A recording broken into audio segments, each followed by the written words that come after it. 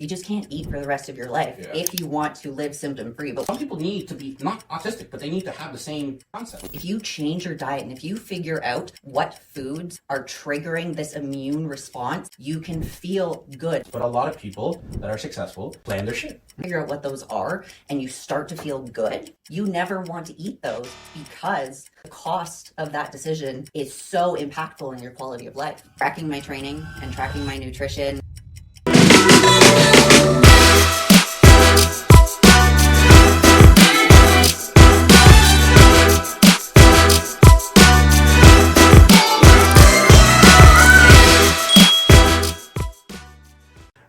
Ladies and gentlemen, boys and girls, people of all ages and everything else in between, welcome to an episode of the Start Yesterday podcast that I have yet to determine the chronological order of.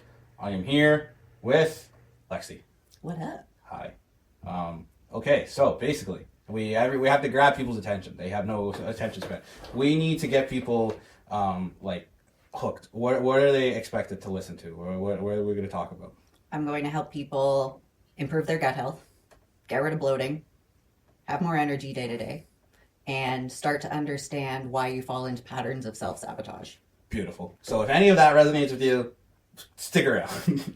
I guess to give a little bit of background on context of anybody that's from my audience, learning about you, I guess do a quick intro, yo, what's up? Yeah. So my name is Lexi Ward. I am the head coach of the women's online coaching company, LadyTheFUp. We have been in business for 5 years now. It is incredible. Our team has grown. Our community has grown. It is my life's passion to help women choose to be more rather than less. I am also a FMG fitness pro. So it is a new federation that kind of branched off of the WBFF after some political stuff happened, and I am in prep for my next pro show. I am also the 2016 National Canadian Trampoline Gymnast Champion. So that was when I retired, did that for 12 years of my life, and just had this really big void when I retired and chose to get into the gym. Found out you could compete because obviously I'm a very competitive person, and just locked in 2018 and have been living the health and fitness lifestyle ever since. Do you like Sky Zone? I'm okay with Sky Zone. I worked for a competitor of Sky Zone previously. That was one of my jobs while I was kind of bouncing around between college and what do I want to do with my life. So I worked at a zipline park. I worked at a trampoline park. I managed a mental health speaking agency where we toured all around North America giving mental health and motivational talks to colleges and university campuses. And then I managed a nutritional supplement company with a CEO who was also the most brilliant man that I have ever met. He has a PhD in info genetics, nanomedicine, nutrition PhD scientist, was working with the top Fortune 500 CEOs and professional teams, and that is where I learned all of my nutritional education. So I went to college for a year That's a good source. for fitness and leadership. So I have no idea what I want to do with my life coming out of high school. Yeah. Choosing what you have to do when you're 18 is insane. I had no idea that I would end up here. Yeah. Took a 1-year fitness leadership program, graduated at the top of my class, 4.0 GPA, did all of these jobs, but I was still, despite being a national level athlete and doing all of this, my gut health was a mess. I was sick all the time. I was injured all the time. Didn't have a lot of muscle despite really explosive legs, but that's different than where I am now. My transformation in terms of my physique from when I was a gymnast to now is night and day. I'm the healthiest, fittest that I have ever been. And learning how to fuel my body properly, not just with the right macronutrients and getting enough protein, but also the quality of the food and knowing your individual food reactions to your body and how it impacts your inflammation and your gut health and everything else like acne, infections, skin issues, eczema, all of that is connected to your diet. Yeah. And I learned so much from him. Does he that have changed a name? my life. Yes. So his name is Dr. Robert Pastore. We actually did a podcast together for about 2 years called The Pastore Podcast. So I'll send you that link and you can put it in the show notes. We have 80 hours of educational podcasts on everything from autoimmune diseases to thyroid to food reactions to prenatal suggestions to migraines. It was an incredible mentorship, essentially. Yeah. that changed my life. Yeah, that's a really good what's it called? It's a really good mentor. Yeah. It's like you fast tracked like not needing to go into like crazy depth with like school because you have like you just basically picked the brain of this guy. And what's so crazy about it is I work with dozens of women at a time who have seen all of the specialists. They've seen dermatologists, they've seen gastroenterologists, they've seen like you name it.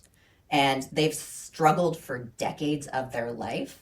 And doctors are just like, well, here's a prescription to manage your symptoms. This is just how it's going to be for the rest of your life. Yeah. That is not the case. If you change your diet and if you figure out what foods are triggering this immune response in your body, your eczema goes away, your acne goes away, your bloating goes away. You can feel good. Like, yes, if you have something like inflammatory bowel disease or celiac disease, there are going to be foods you just can't eat for the rest of your life if you want to live symptom free. But once you figure out what those are and you start to feel good, you never want to eat those because the cost of that decision is so impactful in your quality of life. That's very valid. I'm curious to learn more about that, but I just to put a bow on, like, I guess what was like the starting segue into like the fitness. I mean, obviously we're like super active. Yeah. But then what was like that like aha moment? It started honestly when I was like 18. My first ever fitness certification I got was a Zumba instructor because my boyfriend at the time, his mom was a Zumba instructor, and I was like, this is fun. I'm going to get into it. So I did group fitness classes from like age 18 to 20-ish. And then going through college, I also got my personal trainer certification and then like started working as a PT part-time, but I was still also coaching trampoline gymnastics. So like I've always had that coach path in me too. As soon as I turned 16 and I could get my level 1 trampoline certification, I was all in because I've always loved helping people and teaching them ways to evolve while also being kind to themselves. And, you know, failure isn't failure if you aren't learning a skill quickly. It's just because either you're not understanding it, we need to redirect, teach it in a different way, or you just need more repetition of it. Lost my train of thought. Where was I going with that? You were basically talking about how you got into fitness. Right. So 18 to 20, personal trainer, and then kind of like diverted off and did all the other fun jobs. Yeah. And then in 2018, I found Hammer Fitness. Yeah. And that's where I did my first ever bikini competition, and I fell in love with the process of competing, but I also fell in love with the community because everyone is working on becoming the best version of themselves through physical activity and dedication to a process. And that was what I grew up with trampoline gymnastics, was you invested your life into achieving these goals that you set out for yourself and learning these skills. And it was a like-minded community, but in the adult form. And although we were kind of spread out all over the place, we were all kind of together at the same time. But I recognized while I was going through the competition prep as an athlete that there was like a missing piece with that community. So I, without any sort of prompt, wrote a 10-page document of how I could potentially improve the Hammer Fitness online community. And I brought it to Amber and I said, here's what I want to do. I love this team. I want to be a part of it. And here are all the things that I can apply and add value to the team with. And he was like, okay, give it a shot. But it has to be a volunteer position. I was like, that's fine. Put me in. So I worked for free, essentially, for a year to prove myself and prove my worth. And then the supplement company I was working with, quality ingredients, but the price point kind of pushed it out of business. Was it like ATP Labs? No. It was a company called Modus Nutrition. Oh, I've never heard of that. No, it was predominantly in the States. We didn't really have it up here. It wasn't ever in big chains. It was like direct to specific sports teams or direct to athletes. But that company shut down, and I had done my volunteer position. And when Amber found out that I was now completely unemployed, he was like, hey, what do you want to do? He sat me down. He was like, what do you want to do? And I looked him dead in the eye and I said, I want to coach. That's valid. And that was 2019. It's 2025, 6 years later. Yes. And now we have LadyTheFUp, which is my baby. Yeah. And doing it alongside Rima and our team now of 8 coaches and like Amber's guidance as well. He's been predominantly behind the scenes of the brand because it's LadyTheFUp. But he has provided so much guidance to us to grow to where we are today and finding the right people to add to our team. And it's been a journey that I'm so grateful for. So what was like the biggest challenge that you faced when you started your fitness journey? Like, how did you overcome it? For me, it was the digestive issues for sure. That was something that held me back, where I felt like I was doing all the right things, but my body was still kind of working against me. Mm-hmm. And then from a mindset perspective, coming out of that competitive trampoline gymnastics background, I was very, very competitive in everything that I did. So that first competition prep that I did, the 20 weeks, when I stepped on stage, I came second. And I never compete to come second. Obviously. I compete to win. Yeah. So that was absolute heartbreak. And my coach at the time did not warn me about how impactful the reverse diet would be on your success post-show. Mm-hmm. So I gained like 30 pounds in the first month post-show.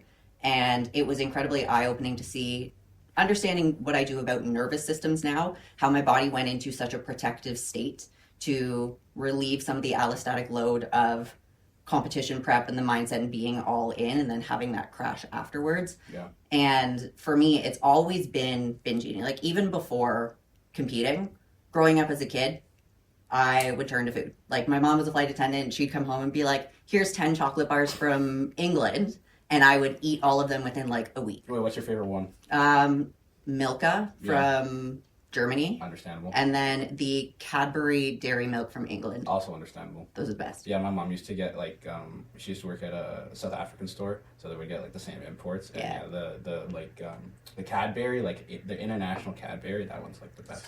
They even, I think they have one where it's like a Cadbury bar with Smarties inside of it, and that one's really, really, it's a Milka, I think. It's so good. But anyway, we're in a segue. But getting back to the topic at hand, I guess, what's like the biggest belief you used to have about health and fitness that like now you've kind of completely changed your mind about? Pushing through isn't always the answer. And being critical to yourself and that tough love, it doesn't make it sustainable. Dude, that's so valid. That's so valid. I think so many people, I always say consistency is better than failure. And so many people like try, and God bless, like, and I mean, like some people try their best, right? But then they like overexert themselves or they overdo it. And then like, I'm sure we'll touch on it, it leads to like fatigue or like issues with digestion, or everything's correlated. And so I think people just need to make it more of like a sustainable approach and not do the extremes. Like some people have the best of intentions, but you know, if you're like burning out all the time, if you're basically like creating so much fatigue, or you're making this unsustainable, you have to, this is a lifestyle change. It's not something, unless you're in prep, but even in prep, you still have to make it like where you're not hating your life, then it has to be more sustainable. Yeah. And sustainability is very hard for a lot of people to find. I work entirely with women. I don't work with men. Mm-hmm. So what I see in my demographic is women who have been dieting or chronic dieters or all in or all out for decades and decades and decades and decades. And then they come to me being like, you're my next all in. And I'm like, whoa, whoa, whoa, whoa. From a nervous system perspective, when we look at the history of what you have done, your nervous system, every time you go all into a fitness journey, has probably lost an aggressive amount of weight in a very short amount of time, or been so restrictive that it was unsustainable. Yep. And then when you flip into the all out, that's your nervous system trying to protect you. And every time that you repeat that pattern, whether it's a different diet or a different challenge or a competition prep where you're all in and then you're all out, your nervous system learns that is the pattern that we repeat. So we have to go and we have to break that pattern. And we have to teach the nervous system that slow and sustainable is safe. Yeah. And that training and tracking your nutrition and fueling your body is not a habit that leads you to such an extremely stressful point in your life that you break and you can't sustain it.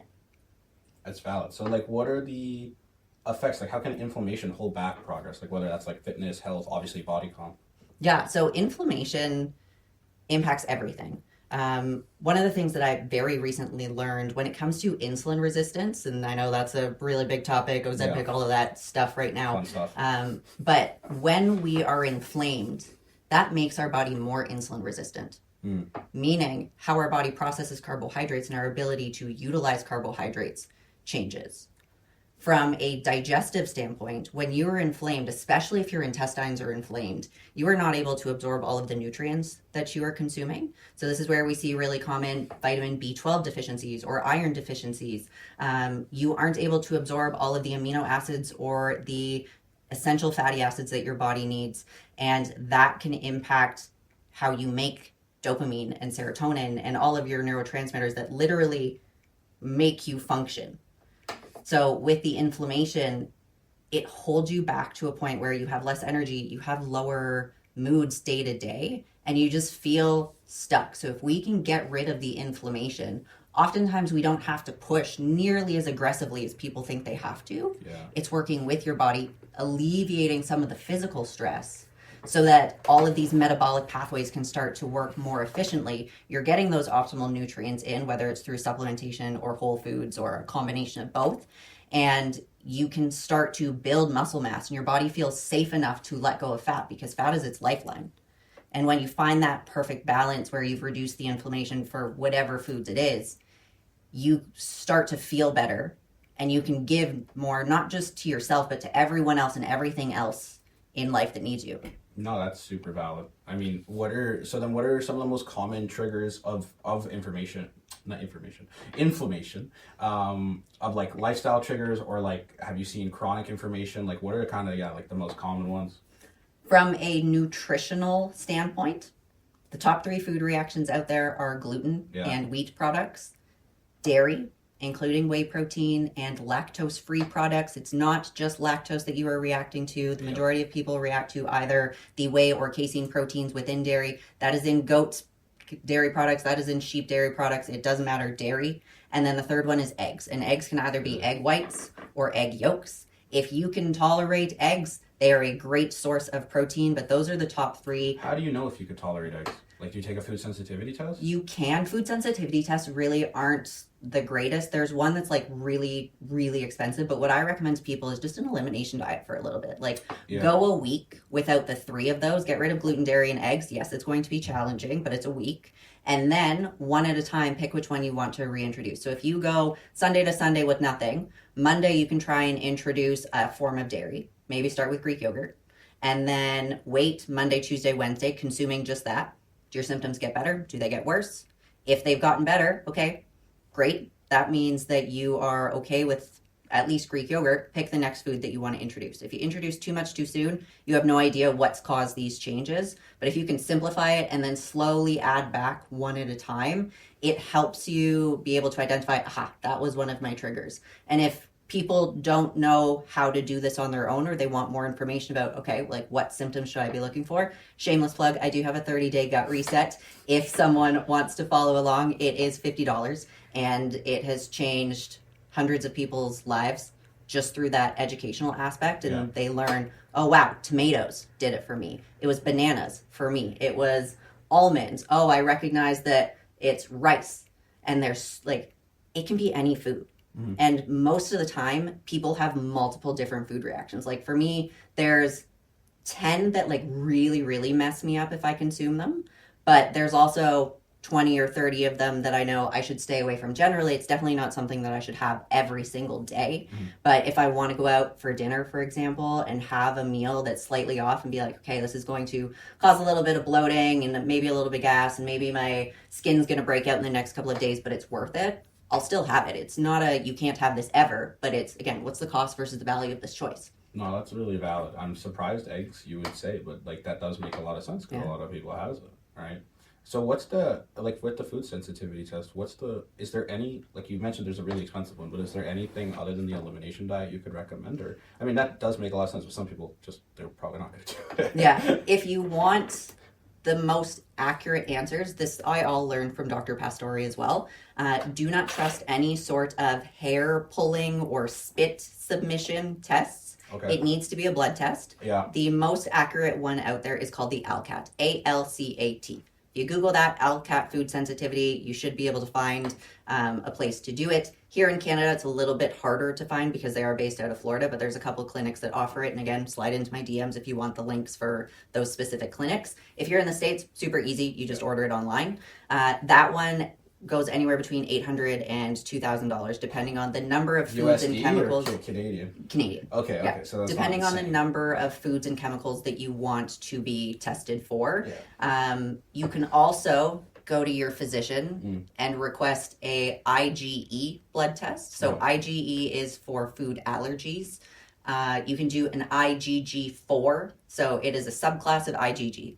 Anyone out there, if you get a blood test and it says IgG only, don't spend the money on it. IgGs can often have false positives because anytime we eat a food, let's say you've been having eggs every single day for breakfast for the past 2 weeks, your IgG levels are going to be elevated just because you've had that food.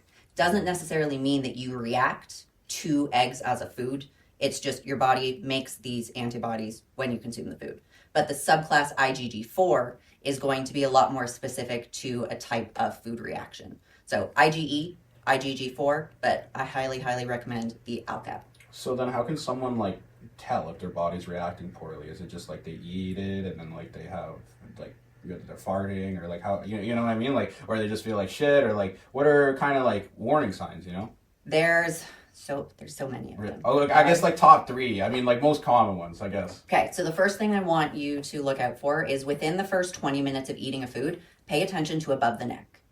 And pay attention to mucus and phlegm production, itching, or sneezing. So any sort of allergy-esque immune system response, and this is only going to relate to food allergies. Mm-hmm. So it might not be every food that you react to, you get these symptoms, but this is a very quick to determine, oh, I'm starting to react. So that could be like a phlegmy ball that's running down the back of your throat, or your throat gets really mucousy, or you have to clear your throat, or maybe you're sneezing or something gets itchy.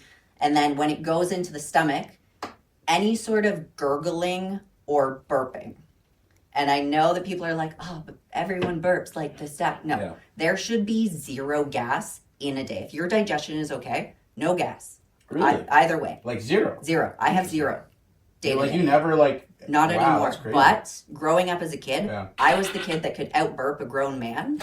And I was the kid that, like, in slumber parties, I was super embarrassed because we'd have, like, pizza for dinner or whatever. And then I'd get really gassy. Yeah. And then all the girls would be like, oh, it smells. I'm like, oh, what smells? You know, like, but that, like, it was so embarrassing as a kid being the really, really gassy kid. And now that I understand how I feel my body, I'm like, oh. No, this is what you should feel like. So no gas whatsoever. And then once it starts to go into the small intestine and then the large intestine, this is when you're looking for the bloating and the gas. Maybe it feels like your intestines are kind of fluttering internally or you can hear it. You should not hear your digestion make any sort of noise. That's pretty valid. And then when it comes to the, washroom standpoint, if you immediately have to run to the washroom within eating a meal and it's explosive or not solid and S-shaped like your intestines, that is a sign that your body is being like, there's a threat inside of us and we need to get it out now. Yeah.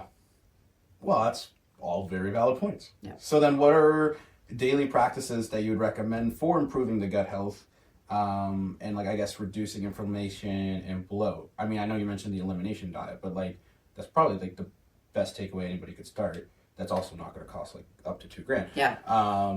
But what would be like daily practices people would you would recommend for improving the gut health? Number 1 would be start a symptom journal. So you don't necessarily need to put everything into MyFitnessPal, but like write down what you had for breakfast, write down your symptoms, just like keep a note in your phone. And over time, just start to pay attention to patterns. Hey, when I have pasta for dinner, I notice that the next day my bowel movement isn't what it should be. Or when I have this food, I notice that I get really bloated afterwards. And just like start to connect the dots there and remember that foods are connected. Gluten, dairy, eggs. If you have bread or pasta or cookies or baked goods, that all falls under gluten or wheat, right? Or dairy is like, I had Greek yogurt and I had a protein shake and I had some butter in this meal. That's all connected as well. Second thing is prioritize fiber. So women should be getting at least 25 grams of fiber a day. 25 grams. That is so much. And men should be getting at least 30, ideally closer to 40 grams. Oh my God. So that's so much. Eat your veggies. What if you don't like vegetables? You can have raspberries, pumpkin seeds, popcorn, avocado. There's lots of fiber. I like popcorn. Yeah. And even like if you are someone who has to be gluten-free, gluten-free breads, super high in fiber. Whole wheat options, if you can tolerate wheat, also high in fiber. So just like Google high fiber foods and pick which ones you like and prioritize those. But if you track your stuff in MyFitnessPal or any other macro tracker, have a look. Where's your fiber? That's where it should be minimum. That's crazy. And if it's not, and you're constipated and you're not going to the bathroom every single day, that's another thing. You should be having a daily bowel movement at the same time every single day, approximately. How many, like, in a day? Depends on the food volume that you're consuming. Like, if you're in a build, it's going to be a couple of times a day. If you're not and you're eating less food overall, it's going to be less, but it should be every day. It should be at least once, about upwards of like 3, and then somewhere, that makes sense. As long as the consistency is fine. Especially with the timing. Yeah, for me, like, my routine is basically I wake up, I take the dog out, and then I have to use the washroom. And it's pretty much the same. But it's weird, because I eat a lot of garbage. But my body, I guess, is used to eating quote-unquote garbage. Well, it's not like, I'm not eating McDonald's, but it's like, I'll eat like Bourbon Street Grill. I love that place. I love that place. Special combo with the green beans. There we go. Chicken, honestly, like that or like Chipotle, but Chipotle it's not the greatest for my digestion because it's like, I know it's not because it's just like, it doesn't go right through me. I just feel my body. I know that's not great. But bourbon, honestly, I don't have a lot of issues with it. It's just if I eat it and then I don't move after, it's just because it's a brick. It's like the combo 3. It's like 1,200 calories. Are you getting the rice or the noodles? I'll just get the noodles. Pick the rice. See if that makes a difference. Because the rice is a whole food that people react to less. The noodles are made of wheat. Try it. I will. But what about the potatoes? Because combo 3 comes with 2 carbs, so I get the potato. But the potatoes have never been an issue with me for digestion. Typically, I don't hate rice, but I always feel actually more bloated with rice than potato. But then I always opt for rice versus potatoes because I'm lazy, and potatoes take a while to cook properly. But I guess to each their own. But the switch, I'll try that. Actually. Right. It's entirely possible to react to rice, though. I had a rice reaction because I was in competition prep and I was eating rice pretty much every single day. And when you are physically active, this is another thing. When you're physically active, you are more prone to developing new food reactions you didn't have previously because of the physical stress that you're putting on your body. So inside your small intestine, you have these like tight junction cells. And they are essentially like a brick wall. And when you put that stress on your body, this can also come from emotional stress or mental stress. So life stress in general, any type of stress, can cause these tight junction cells to separate. And now there's cracks between your digestive tract and your bloodstream where undigested food particles can slip out of the digestive tract into the bloodstream. The immune system goes, this shouldn't be in the bloodstream. What is that? We're going to flag it. We're going to let it be for a little bit. But if you keep eating the same thing every single day, again, especially if you're physically active, and I know we are creatures of habit and we love our meal prep and not having to change stuff, but rotate your meals. Because the more that keeps getting into the bloodstream, your immune system's going to go, we don't like that, we don't like that, we don't like that. Now, boom, all of a sudden you have a food reaction, and now you're inflamed when you haven't changed your diet. That's valid. So then, you mentioned the mental and the stress can have obviously impact on digestion. What would you do to either mitigate that, or like would it be the same thing with like tracking it? You know, like how you mentioned the journal. I guess you could do something similar to that, where it's like, oh, I'm stressed. Like if someone's bloated, but they did everything, they had the fiber and all this stuff, but then they wrote down that they were stressed. Like how would you how do you figure that out, or you know? Stress will amplify food reactions. So when you are stressed, it's going to show you more symptoms to things compared to when you're not. You can also absolutely just be nauseous from stress in general. Like in July last year, I played a 4-day condensed game of Survivor. Survivor's my favorite TV show, and it was epic. Wait, you just like didn't? What do you mean a 4-day condensed version of Survivor? You guys went to the forest and like... Yeah, there's this group in Muskoka that organizes it every year, and like you have to apply and be interviewed, and there's only select people. I went into it literally the most nervous I've ever been in my life. And in Survivor, like, they don't feed you, right? So what do you mean? You get like half a cup of rice. Yeah, we had like a little bit. But I was too nauseous to eat it. My digestion was a mess the entire weekend without me eating, just due to the social stress of it. So that can absolutely have an impact. No. Did you find an idol or? I got out early. There was a tribe swap, and I was on the bottom of the numbers, and how'd I go? Well, they just probably were like, yeah, you're too good at competition. You're going to win all the competition. I mean, I was presenting as a challenge beast, so I came out too strong, too early, and... Have you ever auditioned for, like, Big Brother? No. That's not my kind of game. Nah, it's not, but, like, I think you would do well in it, where it's, like, you just dominate, be a comp piece, right? But, I think they stopped doing the Big Brother candidate now because it became, like, way too political. Like they were trying to like cast the United Nations, basically. But so, what's the biggest misconception people have when it comes to gut health and inflammation?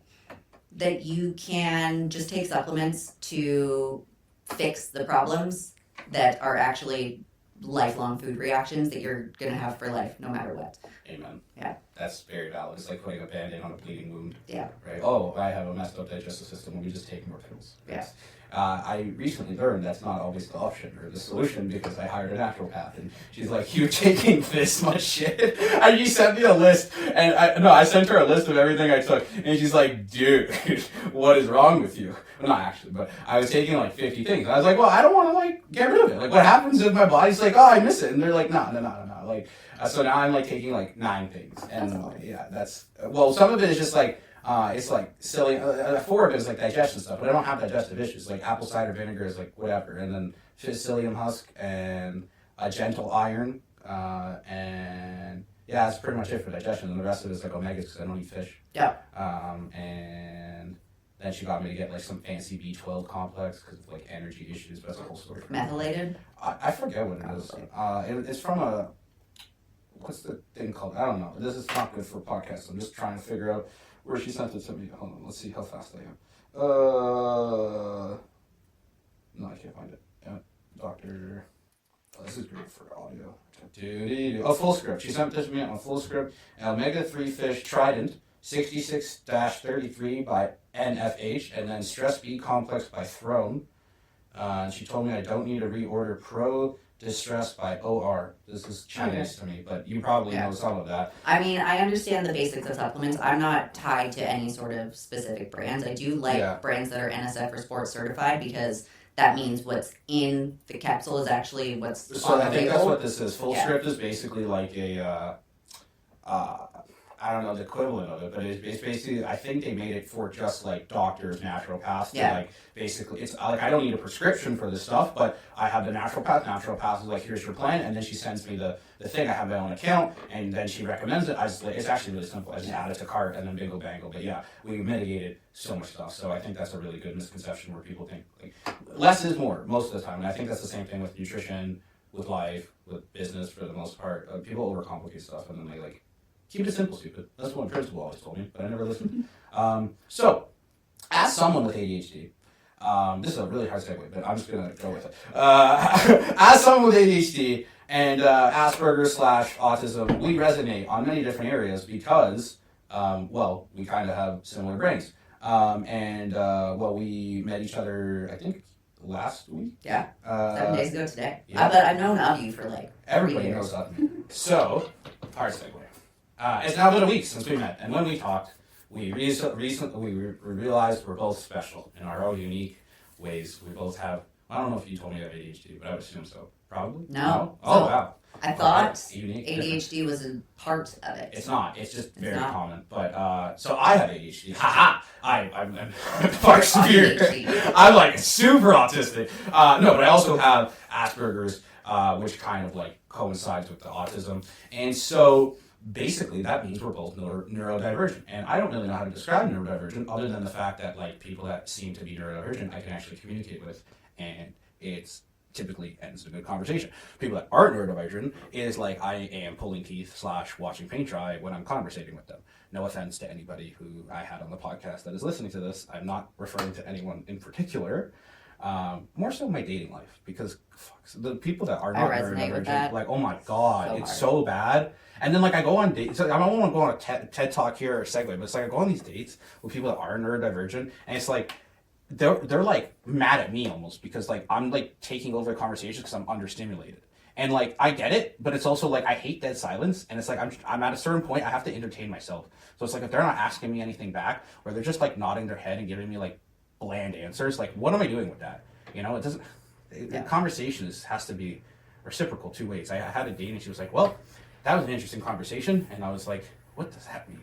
And then like she didn't respond to my text the next morning, and I was like, okay, well, I guess that means she wasn't interested. Yeah. When I was in my dating period after I broke up with my high school boyfriend and before I found my current also neurodivergent partner, and we are incredible together going on 10 years, but in that time in between I went on like 20 dates with guys, and the messaging back and forth They loved my wittiness, and it was like, cool, meet me in person. And Yeah. this was before I figured out that I was autistic. Ah. So when I'm not laughing at you, I'm laughing with you, because Yeah. that's like literally like what I've gone through. so it was 20 dates where like they'd meet me, Yeah. and then I'd be ghosted, and I Yeah. was like, What happened? wait, Yeah. what did I do wrong? Like Yeah, we yeah. had been talking for weeks, and now you just completely ignored me. Weeks? But, Oh, I can't. I don't have Yeah, an yeah. attention span. Nope. but it was like looking back now, I'm like, oh, every one of those guys was neurotypical. And they were And we overwhelmed, just yeah. did not have the same priorities. Yeah. So when you're like, yes, our brains work different and you have trouble communicating with neurotypicals, it's because neurodivergent people, we prioritize information and context over emotional feelings. Whereas neurotypical people, feelings are their main I driver. hate feelings. And being right Yeah. is so important to them. However, for us, we want to be correct. And being correct is a bit different than being right. If you come to me and you say, Lexi, you said this, however, here's a new piece of information that proves that that was not correct. I'm like, okay, I got it. Yeah. Okay, no hard feelings. That doesn't hurt me whatsoever. New piece of information. I was incorrect. Now this information helps me be correct. Yep. And it's the context. And we like exchanging information rather than playing to emotions and like, how are you feeling right now? I'm great. I love constructive criticism. I wish I had more. I wish I got more of it. Like I always ask clients or ask people that to give me constructive criticism.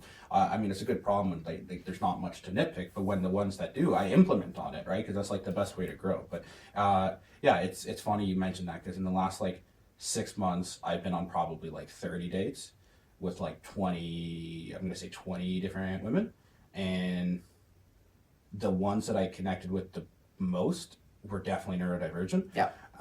Some like, I think some of it faded off. Like there was 2 that like were solid, but then they lost interest, whatever. It's not important. But yeah, the ones that didn't go anywhere was just like, I was like, my back hurt from carrying the conversation, basically. It was like really bad. But I guess in the future, I just have to like basically be like, so do you have, like, are you autistic or what? Because this isn't Put going to it work in your out. bio. Yeah. Searching for another ADHD or ADHD or autistic or neurodivergent person, and that'll automatically filter stuff out so you don't Yeah. have to waste your time on these dates. That's valid. No, I definitely have learned through the last 6 months. I'm on a sabbatical right now with dating because I'm actually quite exhausted and drained from it. Because it's like, I'm big on exhausting. statistics and like with business. If I had, and it's not the exact same, but I'm better at communicating with business because it's just emotion. It's not so emotional. It's more logical. I mean, you have to build emotion to get people to buy, but that's a different story. I can just sell myself. But when I sell myself with women, it's overwhelming, and I'm autistic, and they're like, "Oh, this guy's so unique," and I blah blah blah. And so yeah, when I look at the statistical metrics, it's very depressing because it's like I did all this time and effort and so much energy, and it's so much wasted, and it's like I don't want to continue. So I'm on sabbatical right now, but I've definitely learned to niche and to filter and like, you know, figure out the deal breakers, what's important to me. But then also like I used to just go on dates for like, I guess in a way practice. But I don't need that anymore because I realized a lot of the time it's not really me. I thought it was me, but You're masking. you know, it's more them because they're bullshitting sometimes. Whereas like they're saying they want XYZ and they're not actually genuine or whatever the case is. But then, yeah, I just, in the future, I'll basically just set up a FaceTime or a call with someone and see if we vibe on the phone. And then if we don't, likelihood we're not going to vibe in person. So this is not, it's not even just for me. Like I'm not a giant narcissist. It's also not to waste their time and energy as well. But some women want to, God bless, but they just want to like go out and have something to do. Go out for dinner and have something to do. I don't need to do that. Like I literally have friends I can ask and be like, yo, can I pay for sushi for you? Just come join me. I'm bored and lonely. Yeah. They will do that, right? So it's not like I need that. But I guess that's the story of dating. But in terms of the same aspect, but like with fitness, how is this like overlooked? Like how does this affect you? I guess. Does it affect you? To me, it like helps. It does help. Yeah. It helps a lot because we are very data-driven people. So things like tracking my training and tracking my nutrition and having Whoop data for 4 years of what is my HRV. I bought a Whoop. I can't figure out how to charge the thing. The battery pack, you slide onto it. I can't figure out my buddy. It's funny. He literally texted me an hour ago how to do it. I'll help you. But I don't have it with me. It's at my house. If I knew you had the Whoop, I would have brought it. I can't figure it out. Anyway, sorry. Tangent. Data is really helpful because what we measure, we can manage. And then we love evolution and growth. And we also love routine. Yes. So when I get to wake up, have stats on my nutrition, go into the gym, which is the safest, most regulating place for me to get out of my head and my thoughts that are spinning 1,000 miles a minute and into my body and focus on a muscle contraction and take it to fatigue and feel that pain. Like the sensory aspect of resistance training regulates me. I've had to downregulate my training and not do nearly as intense training the past couple of weeks because I've injured my knee. It's recovering, super, super happy. But in that month, I was depressed for a solid 2 weeks. Yeah, because your routine's fucked up. Yeah, I couldn't go for walks with my dog, walking outside, spending time in nature, in the forest. I had to stop dancing. I had to stop snowboarding. Like, I'm a very physically active person because it makes me so happy and so regulated. Yeah. Where I'm able to show up, and I wasn't in that state. So being able to have that routine, like people think, autism, like you need to, like 8 o'clock I wake up and then I eat this and then I brush my hair in this specific way. That's not it. No, well, for me it is, but that's not it for me. It doesn't that doesn't have to be it. Yeah. I like that. Yeah. Like I have my routine and structure, and I hate it when people I'm so anal about time and scheduling because it's like I plan stuff. And that's then why I appreciated this podcast where you're like, here's the Google Calendar, and here's the invite, and here's the spreadsheet. And people are like blown away. They're like, oh my God, you're so organized. They're like, I've been on other podcasts. I'm like, how do people not do this? It creates predictability, and that's what we need. Like, after this, I'm going downtown Toronto for a social outing. I looked up all of the maps, Google Street View of here's where I need to go, and here's what this is going to look like, because I need to know that. The restaurant, I Googled the menu, I know exactly what I'm going to order. People think I'm weird for doing that. No, and it's also, I hate decision fatigue, and I want to look forward to something. Yes. And then it's like, my buddies are like, why are you disappointed? Because I'm like, because sometimes they'll make plans and then they'll cancel. I'll be like, well, because I was looking forward to this, and I already know what I'm getting. And then I looked, and I'm like, I do the same thing. Or when they change the restaurant, and you're like... I'm like, no, we can't do that. We can't do that. We talked about this. I looked at it. I planned the macros. They're like, what's the big deal? I'm like, you don't get it, bro. But actually, most of them get it now because they were surprised because I got what's the word? My buddy sent me this thing for the thing I sent you. I forget what it's called. The when you have a mental disability credit. And I got approved. No shit. But when I got approved and I told them I got approved, they're like, wow, you're actually retarded. I was like, why would I lie about this? I literally had half the page of things do you apply to see if you apply. I literally had half of it. But it's funny, the similarities between you and I, but it's not that surprising because we have very similar brains. It's very similar. But I feel like some people need to be not autistic, but they need to have the same concept and apply it to their life with structure and time management and like time structure or time blocking. I like the word time blocking because a lot of business owners or CEOs or even just successful people, and I mean, I'll use that in a broad sense, but a lot of people that are successful plan their shit. Right? And you don't need to be autistic to do that, but you should have some type of managing of your time to where you know you're doing X at that time, and then when you feel like you're overwhelmed or I don't have enough time, that's nonsense. Just make the time, right? I love the quote, nobody's that busy. It's a matter of your priorities. Yeah. Right? I got mad at one person that I was supposed to go on a date with, and she kept delaying this. And then eventually I have a picture of this quote in my gym, and I literally just sent her a picture of that quote. And I didn't hear back from her. And that was okay, because I was sick of chasing her, right? For me, it's slightly different where I don't time block stuff. I much more pay attention to my system. So I've developed a life where I work from home. I have the flexibility. Like, I work 24 hours a day, 7 days a week, like I'm on call. But I don't have set times unless someone's booked a specific call with me. So if I wake up in the morning like, brain is not doing what it needs to do yet. I intended to do my client check-ins in the morning, but the first thing I'm going to do instead is I'm going to go to the gym. And I'm going to move my body, get some more energy into me, and then I'm going to come back and do my client check-ins. So I can't follow a specific routine of set times. I have the same things that I do in a day. And anytime I have to be out of that routine, like driving down from the city to here today or from Barrie to here, like I felt my system activated, being like, whoa, we're going out of routine. We're not going to the gym today. We're not walking the dogs. Oh, there's a lot of change and all of this unpredictability as much as I've mentally planned for it. But it's just like, okay, noticing and breathing through that, being like, you planned as much as you could, have fun, be present for everything, and it will be worth it. But I know tomorrow, like I have specifically made tomorrow a home in routine day because there is going to be exhaustion in my system from everything I'm doing today. And I feel like some of my buddies, they don't get that. Like, today is like so much mental draining social thing that I need like to reset. Yes. Like tomorrow I'm going to work out with my buddy, but that's like I look forward to that. Same. I'm not talking. We're literally we might talk a little bit, but then no, we're going for sushi after. We're not talking during the workout. Fuck that. We're going to talk at sushi. But yeah, then literally I've put in my phone from 3 p.m. to 10 p.m. work and be quiet. Because I'm going to just sit on my computer and do work. And people think I'm weird because I enjoy working, but it gives me stimulation and it gives me progression. It's all things that I like. Yeah. I like doing shit. I hate not doing shit, because when I not do shit, I get depressed. And when I get depressed, that's not fun. But I don't want to be depressed. So as long as I'm busy, I have shit to do, that's a good problem to have.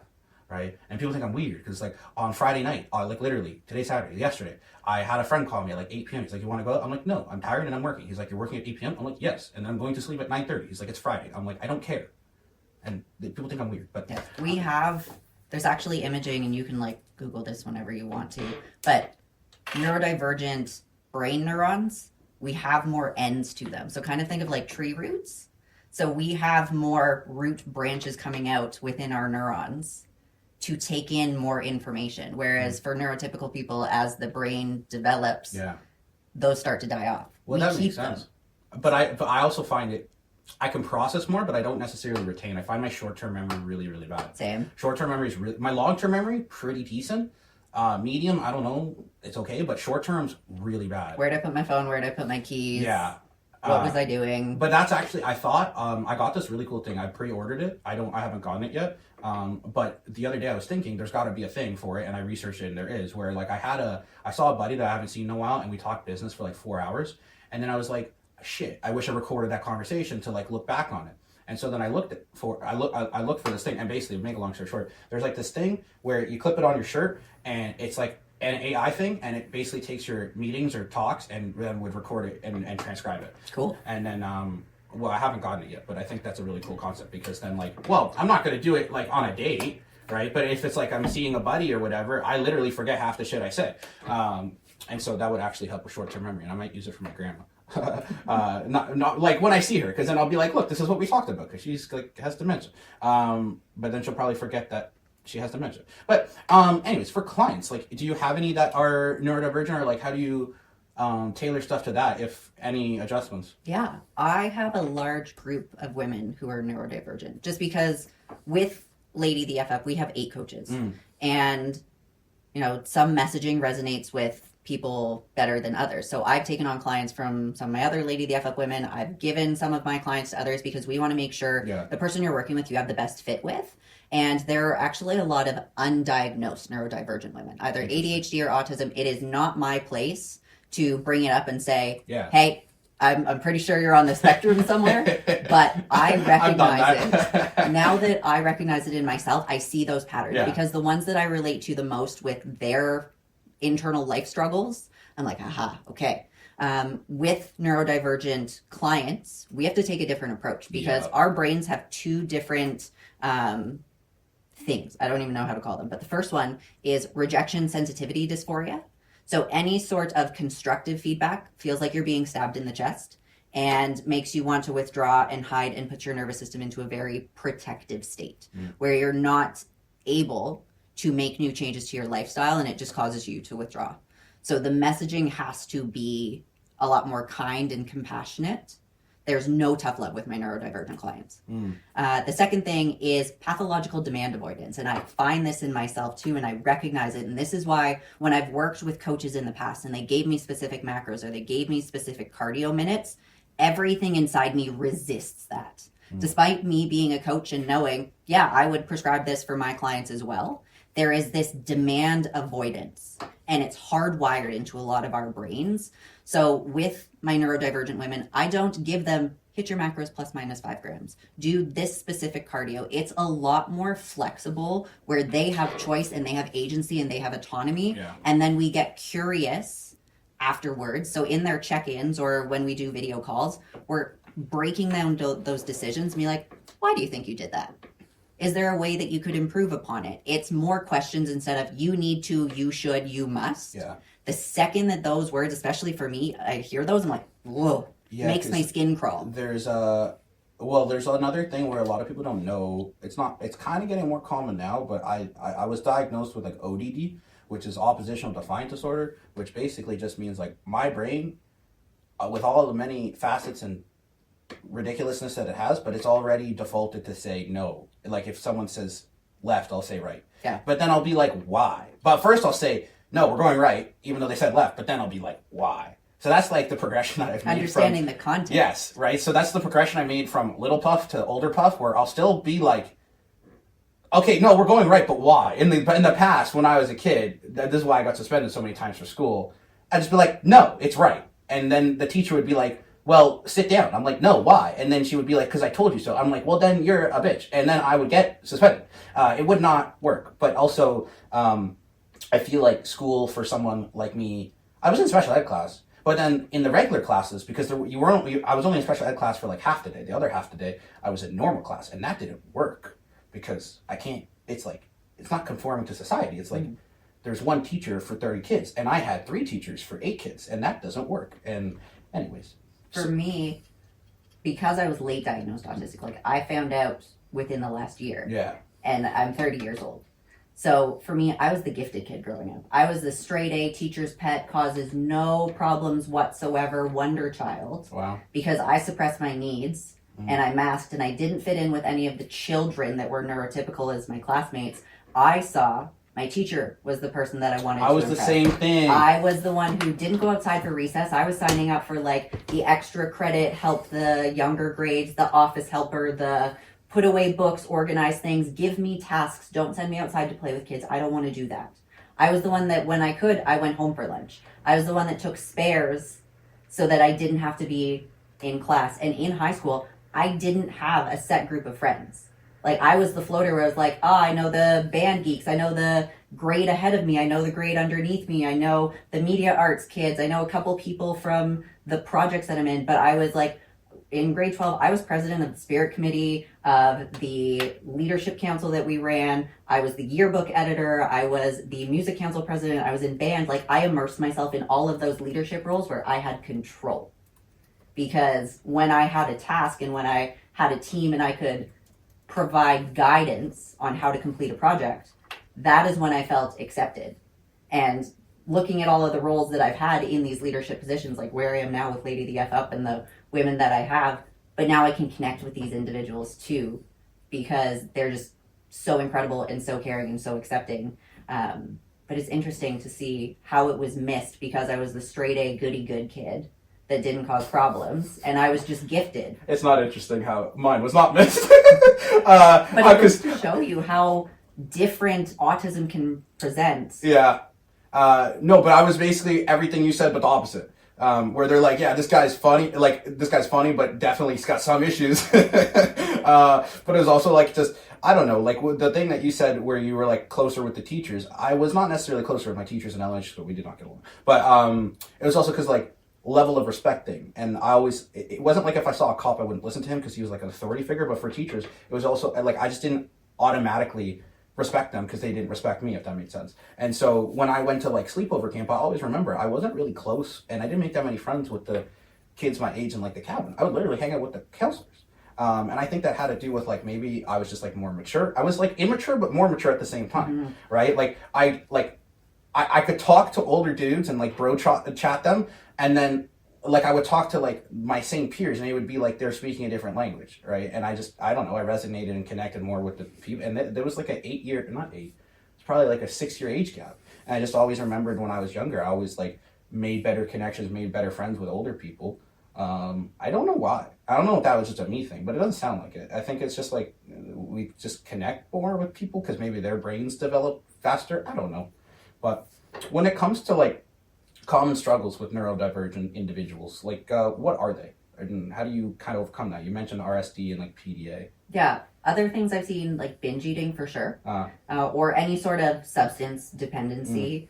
But turning to food as a reflex when you are dysregulated for whatever state. So for example, a couple months ago, we had an event and I was supposed to get my hair and makeup done at a place, and I show up and the hair and makeup artist, her kid had like just broken their wrist and they were on the way to the hospital and she hadn't messaged me, but it was like, I showed up, No one was there. Panicked a little bit. Yep. Started crying. Yep. And I had some like snacks in the back of my car. Automatically was like, eat snacks. Yeah. And it was just an automatic reflex. Again, something that I had developed for decades leading up to this. And it's something that I've gotten better at now that I have awareness, especially now that I know that I'm neurodivergent, and I'm a lot more kind to myself afterwards. That's something that's really changed. Is before I would binge, be like, oh, I'm such a fuck up. Like, why did I do that again? I know better. I help women and they can do it. Why can't I do it? And I'm like, oh, this is just my nervous system being dysregulated and it's trying to keep me safe in a way that is not ideal. But I'm not going to be mad at myself about it. I'm not going to be critical because that's just going to keep me stuck in this dysregulated state. Mm-hmm. Whereas if I'm like, okay, that happened, take a breath. What can we do now? How can we move forward? It allows me to get out of that pattern, and like one off snack doesn't turn into eating like shit for a whole day or eating like shit for an entire week. And then I feel way, way, way worse. No, that's valid. I remember when I was younger, my coping mechanism would have been food, and like binge eating is kind of like a whole other thing. I would definitely be guilty of binge eating. It was like my coping mechanism. I never, turned to drugs or alcohol. Thank God my liver couldn't have taken that. I was on a liver waiting, when I was younger, I was on a liver transplant list because I had fatty tissue on my liver, but I remember I was like 13 and had sick kids. They did a biopsy and they're like, dude, your liver's the equivalent of like an 80-year-old alcoholic. So thank God I didn't drink because I'd probably be dead. But no, my choice of drug was food, and whether I was angry, sad, overwhelmed, or pretty much always like a combination of all three, then I would be like, okay, I have no friends, let me turn to food. But then the sad thing is like, then I would feel even shittier once like the serotonin wore off, once like I stuffed my face, and then like 5 minutes after, when like it's sitting in my gut and it feels like shit, and then like I have to take a shit, and then like I just felt worse. And I think when clients ask me about binging, there's always a trigger. And then there's always a better coping mechanism that you could have. Because if you have to binge, where it's like you have this insatiable appetite, then at least binge on shit that's like not going to make you feel like a piece of crap after, right? Or find the trigger. For me, a lot of the stuff was like relating to like my parents getting divorced. And then I had no one to kind of confide in, because what am I going to do? Complain to my dad that he's getting divorced from my mom? So then I was like, okay, let me go to my favorite guy, Mr. Ronald, or my favorite chick, Wendy's, and they never let me down. But yeah, I don't know. I think binging is a very misunderstood. And people are like, oh, I binge eat, but then why? And then like figure out the trigger and try to avoid it. And if you can't avoid it, then the only other logical thing you could do is find coping mechanisms to where, where you're not you don't go to McDonald's to binge. Like, just have a shit ton of popcorn if you have to. Yeah. Right? Add some butter on it, even. Who cares? And then, like, that's significantly better than having 5 Big Macs. Yeah. Right? You'll feel better, too. Set up your environment for success. So for me, I'm the type of person, I still can't cookie. I can't have cookies in the house. I can't have chips in the house. Yep. Like, my fridge and freezer, if you open it, fresh and frozen vegetables, protein, some beef jerky, some pumpkin seeds, some oats, and some protein powder. That's how it should be. If I have that in the house, mm-hmm. because life is unpredictable, and especially as a neurodivergent with a sensitive nervous system, we can dysregulate very quickly. I'm one phone call away from eating an entire box of Oreos for whatever it is. So if I don't have that in the house, I make it way easier for me not to turn to food. So if I want to go out and have something, I will. But I don't bring it into the house. And you have to set yourself up for success. It's way easier to say no to something at the grocery store once than no all night until you eventually give in. Well, if you don't have good self-control, it shouldn't be in the house. Out of sight, out of mind. I say that to clients all the time. For me, my one other thing is like, I don't want to like not have stuff in the house per se. Like, I can have some self-control. It used to be much worse when I would like smoke weed, but it's been like 4 months now since I've smoked anything. I was not super dependent on it. I would just use it more than I needed to, if that made sense. And then it was getting to the point where it's like, instead of like twice a month, it was then like once a week. Then it was like 2 or 3 times a week. It never got like that bad, but it was just like, why am I doing this? And then every time I get really high, I get munchies, and then I would eat shit. But then I just stopped buying the shit in the house, because if the shit is not in the house, then at least if I'm gonna eat a crap ton of food, I remember I had like a tub of Greek yogurt. Yeah. And I mean, okay, like that's not the end of the world. And then the only other thing is like I like cookies. I really love cookies. And not like Chips Ahoy cookies, the good cookies. I have a cookie dealer. Shout out to Martha. And I put them in the freezer because I can't. Newsflash: you can't eat a frozen cookie. You could try, but it sucks. So 2 options: you put it in the fridge overnight to thaw, and I ain't waiting that long. Or if I really wanted it, I have to still wait 8 minutes and stick it in the air fryer. But I'm not waiting 8 minutes. I'll just like go eat like popcorn or some shit. That pause Yeah. allows you to really think, is this worth it? Another question that I ask myself, because like I find myself in the kitchen opening up cupboards looking for things that are there. All the time. What are you looking for? Yeah. What are you looking for? And then I follow it up with, what does your system need? I'm like, oh, I'm really wound up right now. Yeah. Maybe let's go stretch. Or I have a hot tub. Hot tub, one of the most regulating things for myself. Go outside, get fresh air, sit in hot water with jets moving that water around your body. Again, it's that sensory stuff for me. Or have a cold shower. Yeah. I'm that type of person where like water is super regulating, fresh air, sunshine. So if I'm looking in cupboards, it's like, ooh, I'm looking for something that isn't here and it's not food. I actually hate water. I think water does the opposite effect for me. More stimulating for me is more music. Water, like I'll take a 2-minute shower. I actually hate standing in the water. It's so like 2 minutes in a shower for me feels like 20 minutes. I don't like it. I can understand the hot tub thing, but then I would still probably need like another layer of stimulation with like music or like a TV show. Because if I'm just sitting, I suck. Like I try to meditate.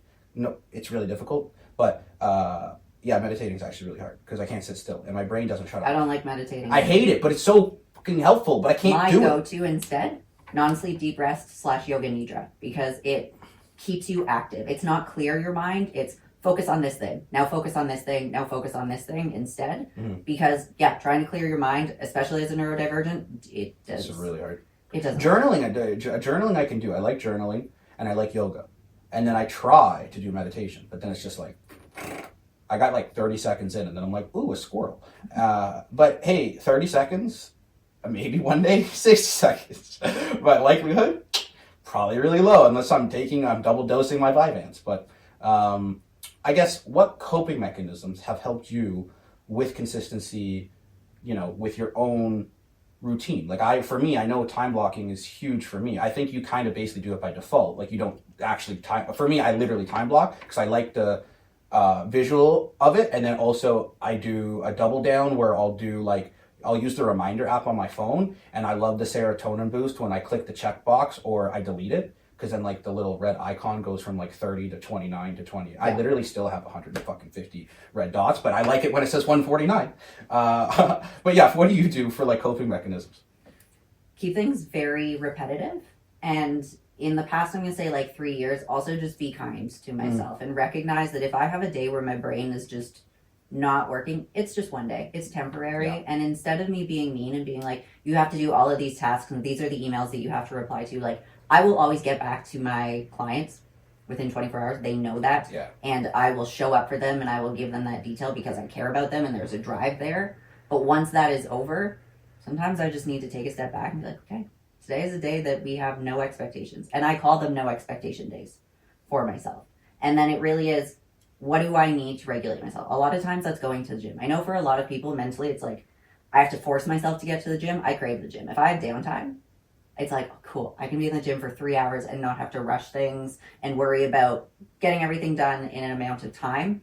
Having solid relationships and being able to be open and honest and authentically show up for yourself and express like, here's what I'm going through right now, instead of trying to suppress my needs and show up as like, let me be the person I think you want me to be, instead of authentically showing up and being like, hey, here's how I'm feeling today. Here's what I'm struggling with. Can you just give me the tightest hug ever? Because that's another thing that's really regulating is big squeezes as a neurodivergent. That's so funny because like I'll get overwhelmed and then I'll get my dad and I'll just hug the shit out of him. I've always done that since I was a kid.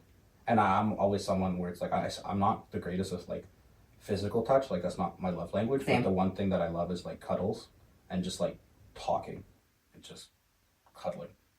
But it's really important. Like what you said, I always tell clients, just people in general, like you're the sum of the 5 people you hang out with the most. And like if you're worried about those 5 people and what they think about you and what they say behind your back, or they're not helping you in any way, shape, or form, maybe like cut them out. And I know it's a hard reality check, like, but some people's like parents even, like, if they're shitting on you because you're on, having a diet, or not having a diet, I mean eating healthy in society now is called a diet, but whatever. But if they're shitting on you because you don't want to eat McDonald's with them, then I'm not saying to cut them out, but maybe like be like, yo, can you like chill? Yeah, set some boundaries for myself and the people in my circle, because they grew up knowing me to be the one that eats the ice cream cake and has the pizza and says yes to all the dinners. When I started to make that nutritional change, it took my circle a solid 4 years to truly understand this is who Lexi is. Yeah. Sometimes she brings her own meals. Sometimes she says no thank you and won't eat it. Please don't take that as a personal offense. You know, it's like... Well, I think the opposite happened with me, actually, which I'm grateful for, because basically I only had like one really close friend for the entirety of my life, basically. And I only got most of my other friends like later on in life, because I didn't go to high school. And elementary school was okay, but then basically most of the friends I have now, we went to elementary school together, but we weren't close. It was through that one long-term friend that I have now who basically reintroduced me at a later time, and then they knew me or knew of me through like socials or him or whatever, of being like this newly found, I wouldn't say health nut, just like not a former fat kid who's not fat anymore, who's completely 180-degree turned his life around. So it's like from inception, they weren't like, why are you eating chicken out of a bag? I mean, if they, and honestly, I stopped going to like family events, because it's like, when I started losing the weight, it was all about me, and I'm not huge on being the center of attention, even though people think I am. It's not. It's overwhelming, and like everybody's asking me all these questions. I'm like, okay, you don't like being perceived. Not really, right? And so, and then after I lost the weight, they're like, okay, what's next? Or like, or how can you help me and all this shit? And then like, then I would like bring food, and then they would get insulted because I would eat a cold chicken breast out of a bag. And I'm like, look, like this is what I'm doing. Like I don't want to eat your whatever the fuck. I'm also a picky eater. I had an eating disorder too, and so I stopped doing that. But my friends, if I go and I bring like the cold chicken breast or whatever, or honestly, I don't do the cold chicken breast anymore. I always bring a rotisserie chicken. That's solid. That's like my go-to, because like what am I gonna do? Like I'm not gonna eat the whole rotisserie chicken. I'm gonna eat like 80% of it, and then you could eat like the white meat, because I don't really like the white meat. But like, give me a leg. You know, best of both worlds. It's like I never show up empty-handed, and B, I'm satisfied. I got my protein in, and they're not gonna judge me for that. And if they did, honestly, they know me better, or they know me to the point where I would cut them out. And it's like, I'm a bit on the extreme side of it, but like, I don't need people like that in my life that is going to be like, dude, why are you bringing a rotisserie chicken? Yeah. You know, like, what the fuck? I got other shit to worry about. Like, it's like when I said earlier, I don't need people to like, I don't need to go on a date with someone just because for company or just for something to do. I literally have friends that I could reach out to and be like, yo, I will buy you sushi. Can we go for sushi? I need to talk. And they would do it. I mean, you know, so I think that's a huge, not even just with neurodivergent people, but definitely more so with neurodivergent people. But in general, people need to be more aware, or not even aware, just more picky with their environment and people that they hang out with. Because it's like, if you're just hanging out with a bunch of people that eat like shit, you're probably going to eat like shit. And you don't need to hang out with a bunch of health nuts, but it wouldn't hurt. It definitely wouldn't hurt. Or maybe try to convince your friends to join you on this health and fitness journey, because extra accountability never hurt anybody, right? But I think that's, I don't know, anything else on this like coping strategy I think we talked about? Just bring awareness to your patterns. Yeah. And do it from a place of kindness and curiosity. Because there's one line that one of the coaches I worked with previously, Hattie Boydell, Queen Hattie, I love her. Her physique is incredible. Please check her out on Instagram. If you've never seen her, you'll be like, holy shit. But Hattie told me, self-criticism without self-compassion is self-bullying. And ever since she told me that, I was like, wow. That's a bar. Yeah. That's a bar. So, future goals. What's next for you? I know you're doing the show. When is that? Yeah, so currently I am 34 days out. Wow, okay, so that's like close. Oh yeah, I'm feeling depleted. Okay. This is some caffeine to be here with this energy level. So competing in April, and then also have the CN Tower climb with our Lady the FUp women in April. We're putting together a whole bunch of in-person events for our Lady the FUp community this year. So educational talks open to the public, also some that are just closed community. And then the goal is to get an FMG crown. We shall see how that goes. With the knee injury, this is actually the first prep where I've gone into it and just surrendered to the outcome. Yeah. Like I said previously, I compete to win. Yeah. This one is one where, like, if I don't win at this one, I'm not going to be heartbroken and I'm not going to be upset, but I want to finish what I started despite the challenges and the roadblocks and the obstacles that have been presented this prep. Yeah. And this is my first prep where I know I'm autistic and I'm working with my system rather than fighting against it, being like, everyone preps in this way, so you must prep in this way in order to be successful. I'm trying something different this time and I'm really working with my body, and this is the best emotionally that I've felt in a prep. Yeah, there's hard days. Physically, I'm still really depleted and really tired. But I am going to be proud of whatever I bring to the stage. That's actually beautiful. That's actually a beautiful mindset. And I wish more people would have that. I mean, I understand. Like, people always ask me, like, why don't I do, like, the transformation division? There's two things. One, if I'm going to do it, I want to win. But also B, like, I'm not willing to sacrifice and, like, do that discipline routine. And if I know myself really well, like, and I handle rejection really terribly, and that's technically not rejection, but, like, if I don't win, I'd be, like, so disappointed, because that to me would be, like, such a giant waste of time. And then it's like the sacrifices that would be necessary. It's like, I'm just not willing to do that. Yeah. So that, like, anybody that does a show, like, I commend them, because it's like, preps are hard. So much but, like, sacrifice. The more of them that you do, I've been competing since 2018. Yeah. Right? Well, it gets easier, right? Yeah. Your experience with them, like, you can't educate yourself to this emotional state. You have to experience prep after prep and go through the phases of building and cutting. And I was in a build for 1.5 years this past one before coming into it. And my physique is the best it's ever been because I took so much time away from the stage. Yeah. And I developed that relationship with myself and my body that wasn't just for the aesthetics and for the people pleasing. And I'm doing this for other people to say good job to get that external validation. I've done the internal work. It's a lifelong process. It's never ending, but really the past 2 years, the transformation that I've gone through, I'm so excited for whatever the future holds. Mm-hmm. So what's one lesson that you've learned recently that you wish you knew, like, I guess when you started this journey, like 5, 6, 7, 8 years ago?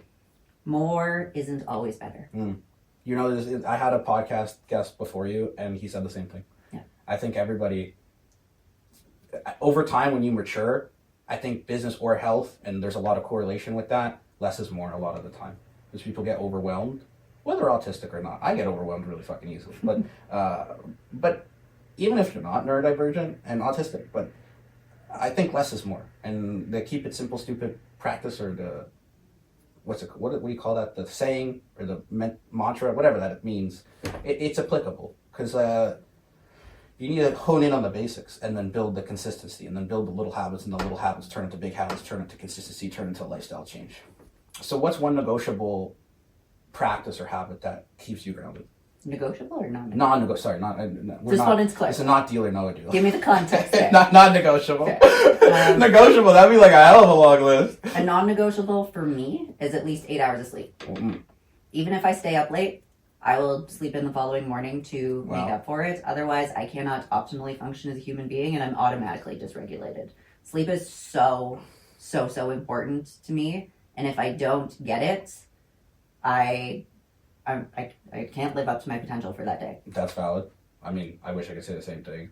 I don't sacrifice that much sleep.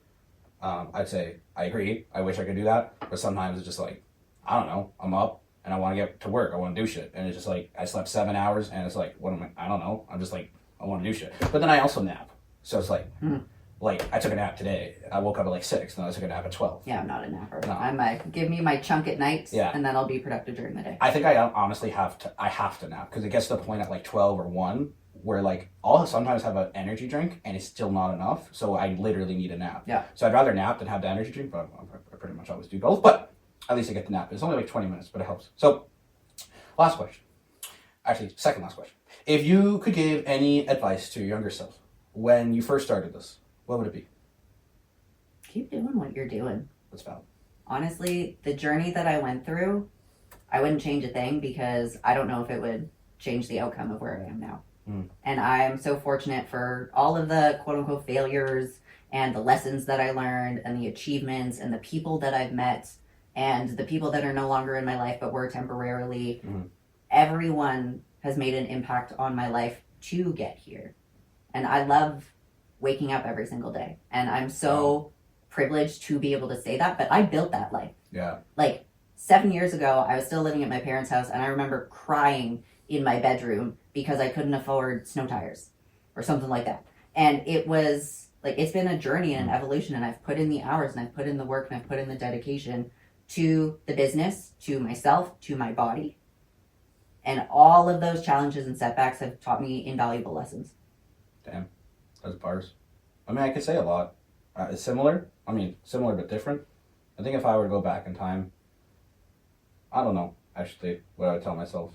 Because I don't think, like, you were in a different position where it's like, I think you were always active, right? Always. You know, I never was that. I was like near death door. And I don't think, like, I'm approaching the point where it's basically a decade ago, where I basically was just, I guess, starting this whole journey out. And I don't honestly think if I went back in time and I told myself or showed myself, like, physical, whatever I look like now, what I've done, I would have believed it. So I don't know if there was anything I could have told my younger self that would have changed the outcome.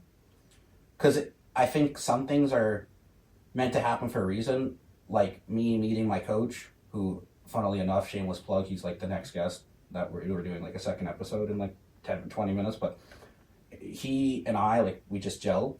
And I don't even think he's neurodivergent. I just think he realized that he can't be like super, like, just do this. Like, he came down to my level kind of thing. But I don't know. I honestly, the only thing that I could think of that if I were to go back in time and tell myself what to change would probably just be like more business related stuff. Like, just like do X, Y, Z different. Maybe not waste time working at Good Life, but I don't really regret that because it, like, taught me everything bad about the industry. Yeah. So it gave me that perspective. I don't know. Like, there's not one, because there's so much change, but it changed for the better. If there was, once I hit that epiphany and like the I want to change moment, I can't really say like, shit, I really wish I didn't do that. There was so much before that I wish I didn't do, like so much wasted time on energy, on diets, on supplements, on starving myself, on learning what didn't work. Yeah, so, but I also don't really regret that because then I can tell people that reach out to me, well, I did all this shit. You don't need to do it. Just here, follow the plan. Yeah. I wish it was that simple, but it's not. But to a certain degree. So I guess to wrap this up, where can people follow you or connect, work? Plug all your plugs, and then you sent me your plugs. I put it in the thingies below. So I am on Instagram and YouTube mainly at Lexercise, LEXIRCISE. You can check out LadyTheFUp. We have 60-day challenges, 3 days a year. We do photo shoot preps. We do one-on-one lifestyle coaching. We do transformation competitions, but that's like maybe 5% of our clientele. The majority of the women that we work with are just women who want to truly end their dieting habits, develop a sustainable lifestyle, build muscle, focus on being more of a person, building more muscle, getting stronger, eating more protein. And yeah, that's LadyTheFUp.com/@LadyTheFUp on all socials. And check me out on FMG Texas in April if you are down in that area. Yeah, I think honestly, but when in April? The 19th.